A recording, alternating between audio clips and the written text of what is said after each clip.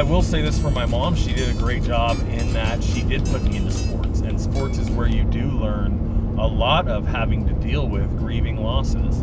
And I'm really grateful that I was put into those positions and had to learn those ways of respect that are necessary when you play sports.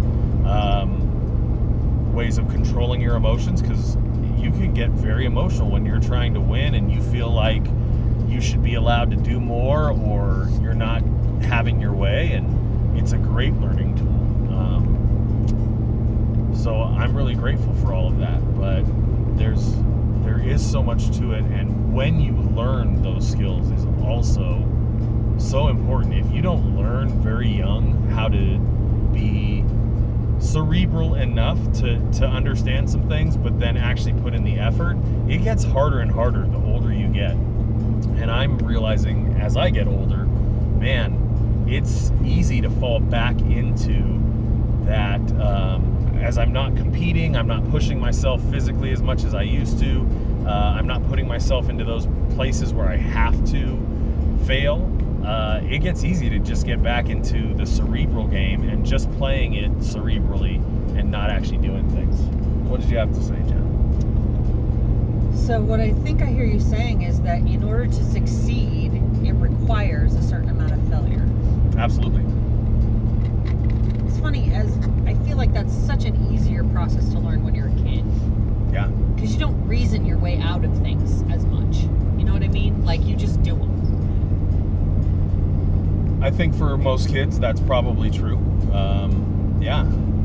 I think it depends, though, also on what you're allowed to do. I can imagine situations where there are parents who won't let their kids go out and play. They won't let their kids do things. True.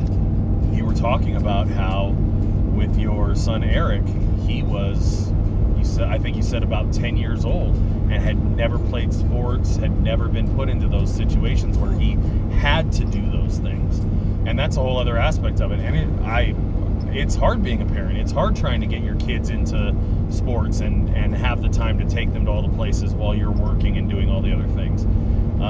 But the value of it is so high. It's sad that there's not more in our education system. We don't value PE. We don't value band. We don't value music programs, art programs, places where kids are going to be safe to learn.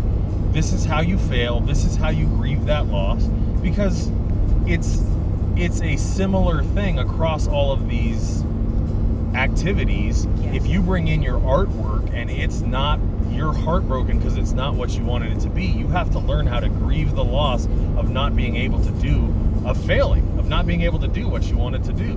When you're playing a musical instrument, man, you fail all the time. I know, I've played multiple musical instruments, and you fail all the time as you're learning how to play the musical instrument.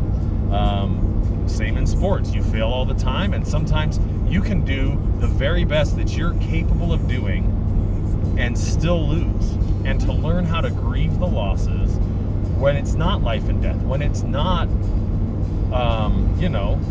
a romantic relationship, when it's not a marriage, when it's not a friendship that you hoped you would have your whole life, when it's not what you thought was going to be your career. When you learn how to grieve those losses young, then you're able to get through the rest of your life. And to not have those, you don't learn that doing reading, writing, and arithmetic.